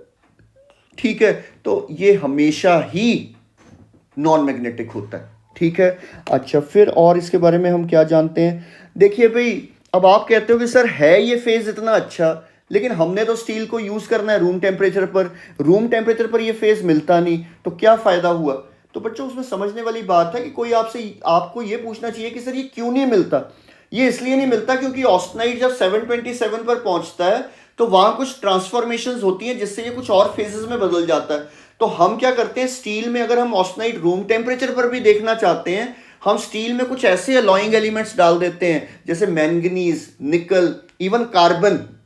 इनके डालने से वो जो ट्रांसफॉर्मेशन ऑस्टेनाइट की और फेजेस में ड्यूरिंग कूलिंग 727 पर हो जाती है, जितना आप उन अलॉइंग एलिमेंट्स को डालते रहोगे, मैंगनीज को, निकल को, ऑस्टेनाइट स्टेबलाइजर्स को, वो उतना ही नीचे उन ट्रांसफॉर्मेशन टेम्परेचर्स को लाते रहेंगे। तो जो ऑस्टेनाइट आपका 727 पर टूट जाता था दूसरे फेजेस में कूलिंग के दौरान, वो अगर आप मैंगनीज, निकल ठीक ठाक अमाउंट में डाल दो, वो ट्रांसफॉर्मेशन आपको रूम टेम्परेचर तक नहीं मिलती, तो रूम टेम्परेचर तक भी आपको ऑस्टेनाइट दिखना शुरू हो जाता है। But that comes at A cost, those alloying elements like निकल एटसेट्रा आर कॉस्टली। तो लेकिन इफ द प्रॉपर्टीज डिमांड कि नहीं हमें ऑस्टेनाइट चाहिए रूम टेम्परेचर पर, add those alloying elements along with carbon into the steel and austenite can be scene even under room temperature conditions or low temperature conditions in the steel. And which alloying elements have done that? Those alloying elements are given some common name. What is that common name? Austenite stabilisers. तो मैंने यहाँ नाम लिखे होंगे बच्चों,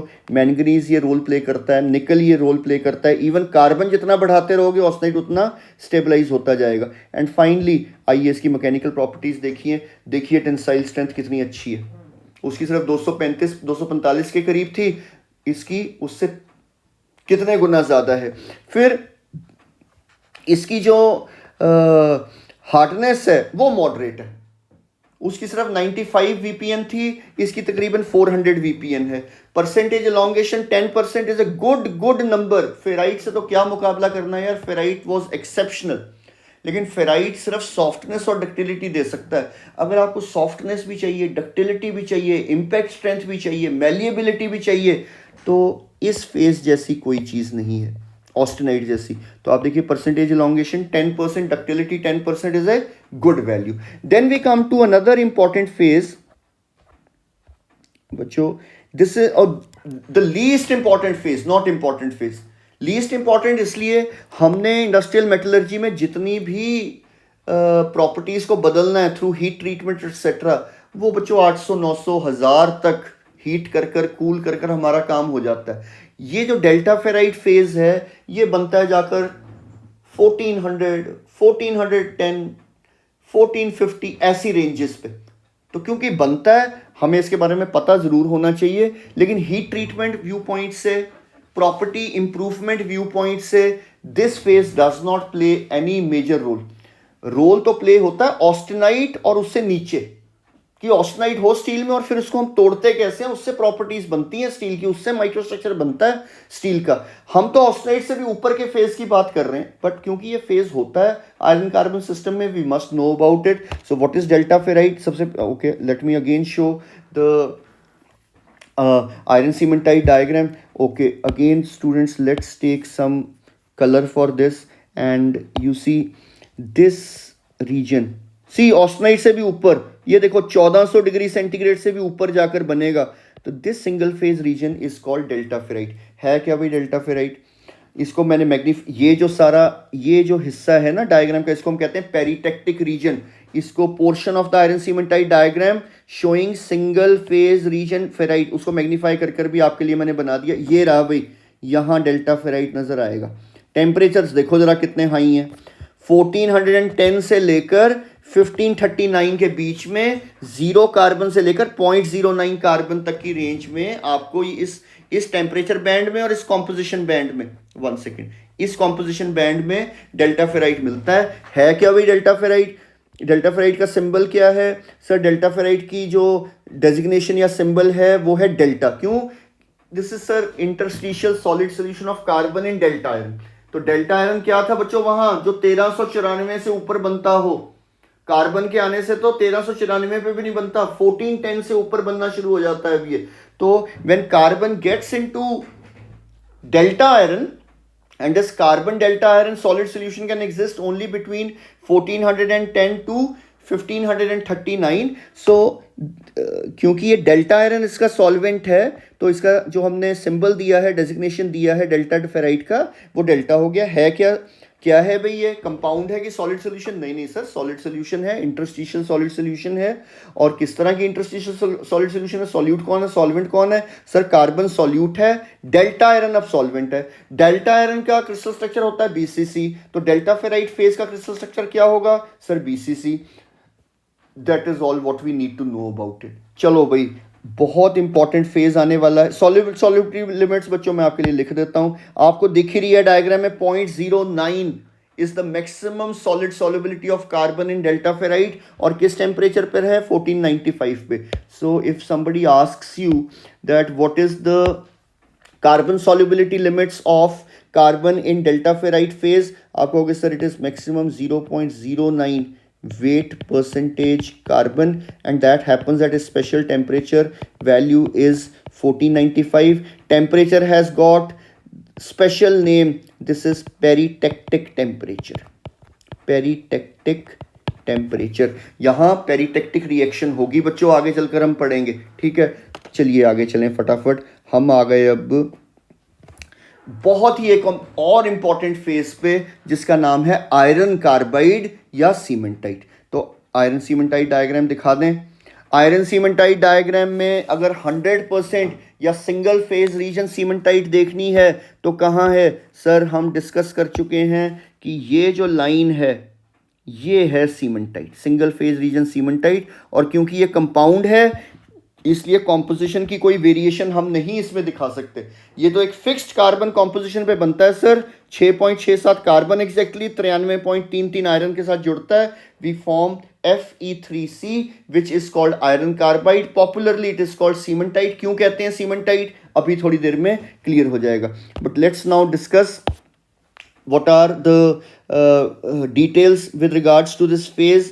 Okay students, what is the formula? designation नहीं होती है, इसका formula होता है, formula is Fe3C। ये देखिए, तो 1 second, let me clear this up. So the it is a chemical compound, so it is an intermediate phase. This is the only thing which is not a solid solution. This is a chemical compound getting formed in a metal system, alloy system, so would be specifically called an intermediate phase or transitional phase. Transitional phase भी तीन तरह के होते हैं. ये first category है interstitial compound या size factor compound. तो इसका टेक्निकल नाम आयरन कार्बाइड, लेकिन इसका पॉपुलर नाम सीमेंटाइट. इसका केमिकल फॉर्मूला Fe3C. फटाफट आइए आगे. Type of phase sir, it is an intermediate phase और ट्रांजिशनल फेज. एंड टाइप कौन सी है ट्रांजिशनल फेज की या इंटरमीडिएट फेज की? सर इंटरस्टिशियल कंपाउंड है ये या साइज फैक्टर कंपाउंड है. इसकी कॉन्स्टिट्यूशन क्या है सर? इसमें 6.67% कार्बन जुड़ा हुआ है 93.33 आयरन के साथ. ओके अच्छा भाई, इसका क्रिस्टल स्ट्रक्चर सर, इसका क्रिस्टल स्ट्रक्चर डिपेंड करता है इस रेशियो पर, radius of the solute atom that is carbon और radius of the solvent atom that is iron. कहा जाता है इंटरस्टिशियल कंपाउंड्स में, जो सीमेंटाइट भी जिसकी कैटेगरी है, टंगस्टन कार्बाइड उसकी कैटेगरी है, टिटेनियम नाइट्राइड इसी चीज की कैटेगरी है. यही वाला intermediate phase interstitial compound, size factor compound. इनमें बच्चों आप सॉल्यूट एटम और सॉल्वेंट एटम की रेशियो निकाल लो. अगर ये 0.59 या उससे कम आती है तो क्रिस्टल स्ट्रक्चर सिंपल होता है. लेकिन अगर रेशियो सॉल्यूट एटम और सॉल्वेंट एटम के रेडियस की 0.59 से ज्यादा आती है तो क्रिस्टल स्ट्रक्चर हमेशा कॉम्प्लेक्स होता है. सीमेंटाइट की ये रेशियो आती है बच्चों 0.63, तो 0.59 से ज्यादा क्रिस्टल स्ट्रक्चर कॉम्प्लेक्स होगा. इसका क्रिस्टल स्ट्रक्चर का नाम होता है orthorhombic.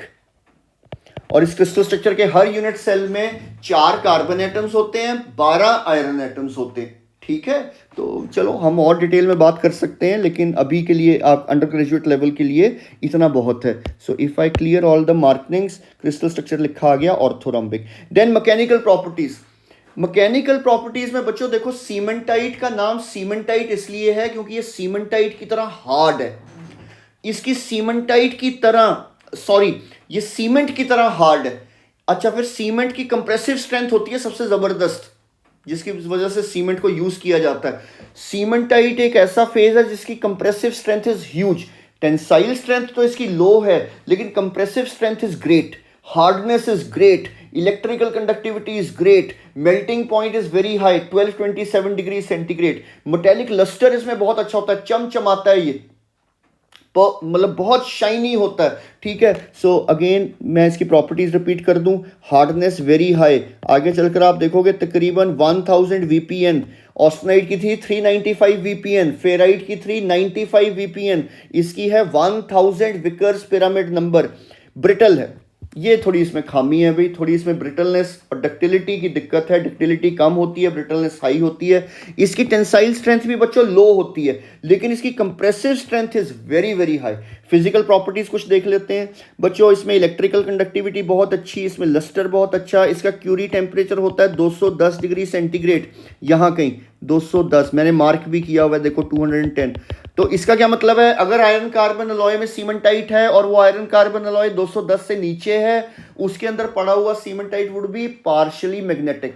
But if iron carbon alloy is present above 210, any cementite present in it would be completely non-magnetic. अच्छा, और कुछ है भी इसमें बताने के लिए हमारे पास.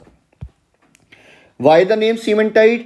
Because it is very hard like cement, because it has got very high compressive strength like cement. It derives its name from cement as cementite. Okay, ये भी क्लियर हो गया. मैकेनिकल प्रॉपर्टीज देख लीजिए आप. Tensile strength is very low, compressive strength exceptionally high, hardness value exceptionally high, ductility तो nearly zero है भाई, इसलिए toughness भी nearly zero.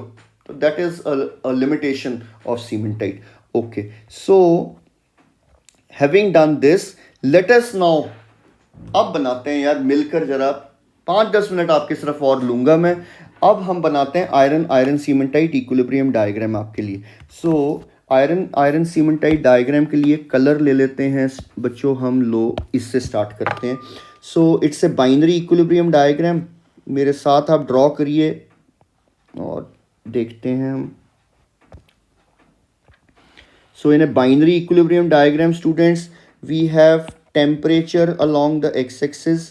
So this is temperature in degree centigrade, and we have composition composition is, students, on the x-axis we will have, here we start with 0% carbon, so that means we have started with 100% iron, or I can write we are starting with pure iron.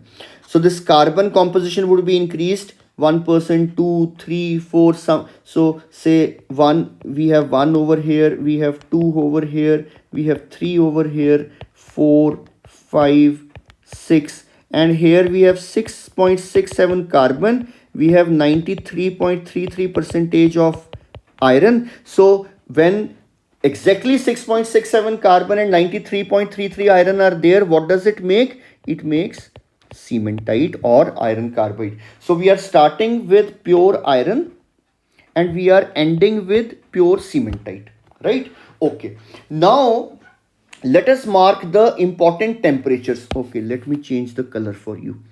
So if I talk about this region, students, this very high temperature region, one of the important temperatures is the melting point of pure iron, that is 1539. Then there is important temperature, students, which is the peritectic temperature. Peritectic अभी बस मेरे कहने पर note कर लीजिए, होता क्या है, रिएक्शन यहाँ कौन सी होती है, अगले लेक्चर में क्लियर हो जाएगा. This temperature is 1495. याद आया, डेल्टा फेराइट नाम के फेज ने मैक्सिमम सॉलिड सॉल्युबिलिटी दिखाई थी यहाँ 0.09 wait percentage carbon. And another important temperature over here is 1410. तो ये जो रीजन अब मैं बना रहा हूं ना आपके लिए यहाँ टॉप पे, this region is the peritectic region, the high temperature region of the iron cementite equilibrium diagram.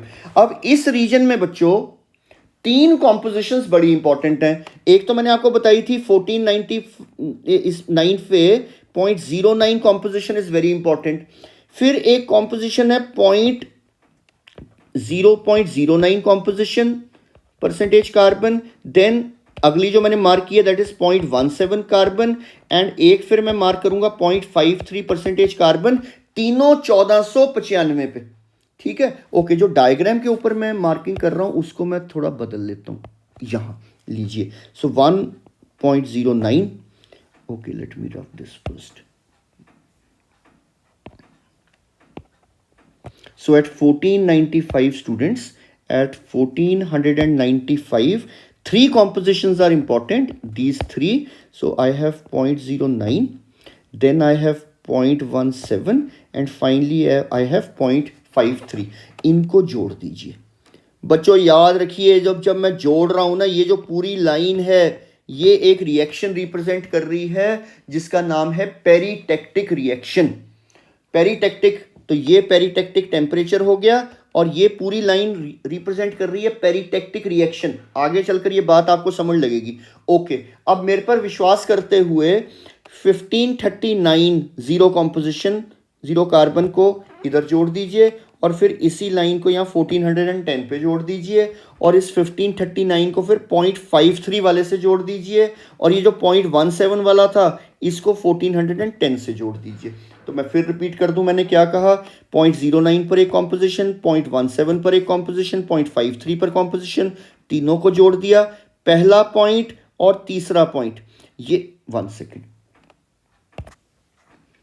The first point, okay 1 second. ये 1539 पे 1495 पे टेम्परेचर इंपॉर्टेंट था. तो 1539 पे जो पॉइंट आपने लिया जीरो कार्बन पे और जो ये पहला पॉइंट था 0.09 पे, और 1539 वाला ही पॉइंट, आखिरी पॉइंट जो 0.53, इसके साथ जोड़ दीजिए. और फर्स्ट पॉइंट 0.09 और सेकेंड पॉइंट 0.17 वो 1410 से जोड़ दीजिए. This completes one region of the iron cementite diagram which we have been referring it to as the peritectic region. अच्छा, पेरिटेक्टिक रीजन कंप्लीट हो गई. अब कुछ और इंपॉर्टेंट टेम्परेचर्स आइए मेरे साथ मार्क करिए. जैसे हमने हाईएस्ट टेम्परेचर रीजन भर ली, अब हम लोएस्ट टेम्परेचर रीजन बनाते हैं. Okay, I take this now. Okay, I'll take it blue only. Now, okay, first I'll take red because I have to mark the important temperatures. बच्चों यहाँ एक temperature जो बहुत इंपॉर्टेंट है that is 727 डिग्री सेंटीग्रेड. क्या कहेंगे आगे चलकर इसको? Eutectoid temperature. यूटेक्टॉइड टेम्परेचर पे क्या हुआ था? फेराइट फेज की मैक्सिमम कार्बन सॉल्युबिलिटी थी कितनी? 0.02। ओके, वो मैं मार्क करूंगा, मैं मार्क कर रहा हूं वो ब्लू से। सो 0.02, even lesser than this 0.09, right. और यहां पर ही इसी रीजन में एक बड़ा इंपॉर्टेंट टेम्परेचर है students, that is 910। So 910 is somewhere over here. तो अब मेरी फेराइट रीजन कंप्लीट हो गई, होने वाली है। कैसे करनी है कंप्लीट? ये देखिए, ब्लू लाइन लीजिए, ये जो आपने 910 पर अभी लाइन पॉइंट बनाया 0 कार्बन पे, इसको यहाँ जोड़िए। तो ये 0.02% कार्बन फेराइट में 727 पे मैक्सिमम है, हमने दिखा दिया। और सर अगर आप 727 से नीचे जाएंगे तो फेराइट में कार्बन कम होता जाएगा, रूम टेम्परेचर पे रह जाएगा 0.0008। और अगर कहीं सर आप 0 डिग्री सेंटीग्रेड पर आ गए तो फेराइट में कार्बन रह जाएगा 0.00005%। ये हमने फेराइट रीजन कंप्लीट कर दी। अभी यहाँ सिंगल फेराइट, लेकिन इसी रीजन पर यहाँ से लेकर यहाँ तक बच्चों जब आप जाओगे 727.02 से 727 डिग्री सेंटीग्रेड 0.02 कॉम्पोजिशन से अब आप चले जाओ 6.67% कार्बन तक। ये आ गया 6.67%। यहाँ बच्चों रिएक्शन रिप्रेजेंट हो रही है जिसका नाम है यूटेक्टॉइड रिएक्शन, जो कि यूटेक्टॉइड टेम्परेचर पर होगी। इसके बाद इसी रीजन का एक और बड़ा इंपॉर्टेंट हिस्सा कि यहां आपको एक कॉम्पोजिशन जहां मिलेगी वो है 0.77% कार्बन। इसको कहते हैं यूटेक्टॉइड पॉइंट। तो इसको भी आप 910 से यहां ऐसे जोड़ेंगे। तो this completes our eutectoid region और the lowest temperature region of the iron cementite equilibrium diagram. फिर बच्चों तो इस टेम्परेचर को लिख दें भाई जरा। This temperature we missed, this is 910 degree centigrade. Then students देखिए, पेरिटेक्टिक रीजन कंप्लीट हो गई। ये यहां हमारे पास यूटेक्टॉइड रीजन कंप्लीट हो रही है। अब हम रह गए हैं बीच वाली रीजन जो कि होती है यूटेक्टिक रीजन। यूटेक्टिक टेम्परेचर क्या है बच्चों? Eutectic temperature is 1147 degree centigrade. 1147 degree centigrade पर आपको याद होगा ऑस्टेनाइट में मैक्सिमम कार्बन था कितना? सर 1147 पर ऑस्टेनाइट में maximum carbon is 2.11% in the solid solution form. तो 2.11 बच्चों ये रहा, 2.11 मैंने कर दिया यहां मार्क। तो this and there is another very important composition at 1147 only. तो ये जो 2.11 है इसकी एक और बहुत खासियत है बच्चों, इससे लेफ्ट वाले अलॉयज आपके स्टील्स हैं, इससे राइट कार्बन वाले अलॉयज आपके कास्ट आयरन्स हैं। तो ओके, उसके बारे में उसको मैं लेबल कर दूंगा अभी यहाँ। लेकिन 1147 पर ही there is very important another composition 4.33। तो ये आ गई 2.11 और ये आ गया 4.33 कार्बन। बच्चों join them and take them till 6.67, right. तो okay, I will change this and I will again do it with blue line only. So this I'm trying to complete the eutectic region of the diagram. और यहाँ this line has to be joined with this. इसकी भी अपनी significance है, हम बाद में बात करेंगे। अच्छा बच्चों, जब सीमेंटाइट मैंने डिस्कस किया था, मैंने कहा था सीमेंटाइट का मेल्टिंग पॉइंट बहुत हाई है and the melting point of cementite students is 1227. 1227. This is 1147. This is 727. Okay, let me change this. तो यहाँ this has to be joined here. And here students, this 0.17 composition at 1495 is joined to 2.11 at 1147. And this 0.53 at 1495 is joined to 4.33 at 1147. Diagram is complete. Now we are left with the labeling. लो यार फटाफट labelling करते हैं। ये देखिए, अब labelling करते हैं एक मस्त से कलर से। सबसे लो टेम्परेचर पर आपको एक रीजन नजर आएगी स्टूडेंट्स, उसका नाम है alpha ferrite. What is there in this triangular region? Ferrite या alpha solid solution, alpha ferrite designation रखी थी alpha. So this triangular region, okay let me highlight also. So this entire region, this is single phase region containing the phase ferrite. Okay, then most important phase that appears on the iron cementite diagram, sir, the phase is called austenite. Where is students austenite? Sir ये सारी reason is austenite. तो label कर इसको भी भर दीजिए जरा, ताकि हमें क्लियरली नजर आने लग पड़े कि आपका ऑस्टेनाइट फेज क्या है. Okay sir, let me take another colour. हमने पिछली बार भी ये लिया था. सो बच्चों, this entire region, this entire region which I am labeling in this color, this is containing single phase, and that phase is austenite. Oh वाह जी वाह. So this most important phase on the iron cementite equilibrium diagram और for the iron carbon system, आगे चलकर हम देखेंगे यही phase है जो सारा माइक्रोस्ट्रक्चर बनाता है कूलिंग के दौरान स्टील्स में, कास्ट आयरन्स में. ठीक है. So this is single phase region and this phase is called austenite, right? Then another single phase region, okay, let me mark it for you. Bachcho, that single phase region is this region, and this contains the phase delta ferrite. This contains the phase delta ferrite.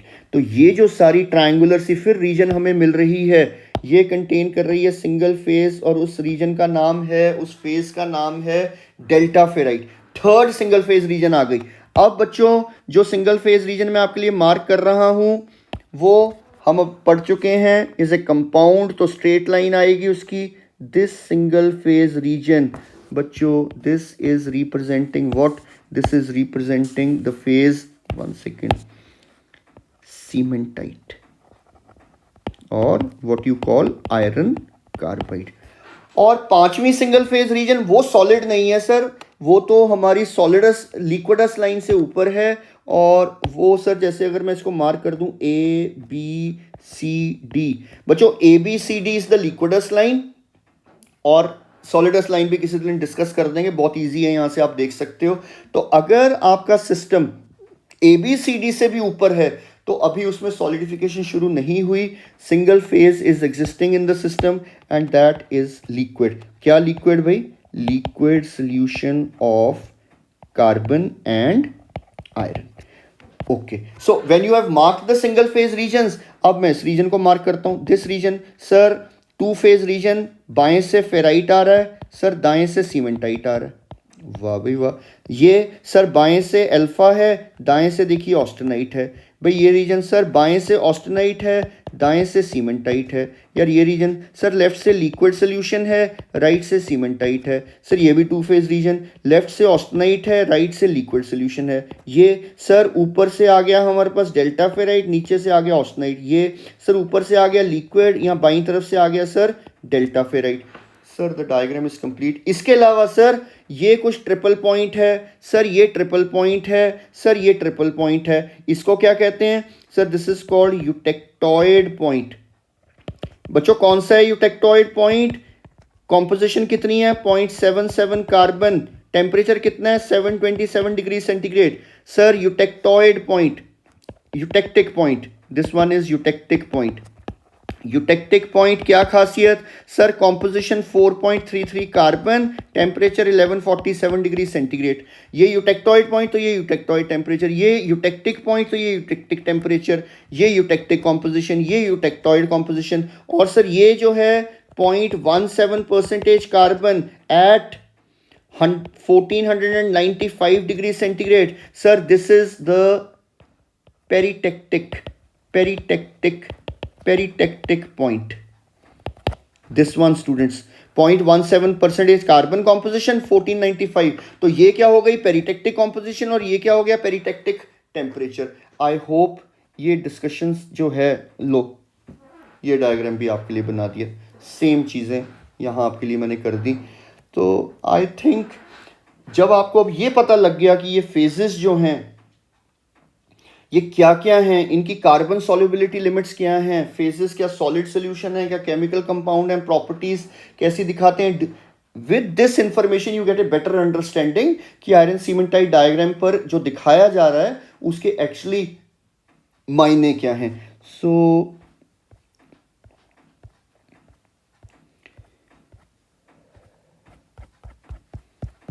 Okay, students, so thank you for watching this session again. और next जो हमारा अब lecture होगा उसमें हम discuss करेंगे कि what are the different invariant reactions, isothermal reversible reactions that happen on the iron cementite equilibrium diagram. जब हम एक बार ये रिएक्शन अच्छी तरह समझ लेंगे इक्विलिब्रियम डायग्राम पे, जब हम कूलिंग करेंगे, आप कोई भी अलॉय ले लीजिए, कोई स्टील ले लीजिए, कोई कास्ट आयरन ले लीजिए, जब उसकी इक्विलिब्रियम कूलिंग हो रही है तो आप देख पाओगे कि सर उसके माइक्रोस्ट्रक्चर के अंदर क्या क्या फेजेस आ रहे हैं, कैसे इवॉल्व हो रहे हैं, और फाइनली रूम टेम्परेचर पर जो माइक्रोस्ट्रक्चर दिखेगा आपको बना हुआ, वो कहाँ से आया microstructure. This understanding will be there with you. So in the next session we will discuss what are the invariant reactions of the iron carbon system, what are the invariant reactions on the iron cementite equilibrium diagram, and after that we'll be in a position to discuss critical temperature lines of the iron carbon system, and maybe in the lectures to come we'll be able to start with the heat treatment of steels. So students, thank you so much for being there. Thank you so much. Thank you.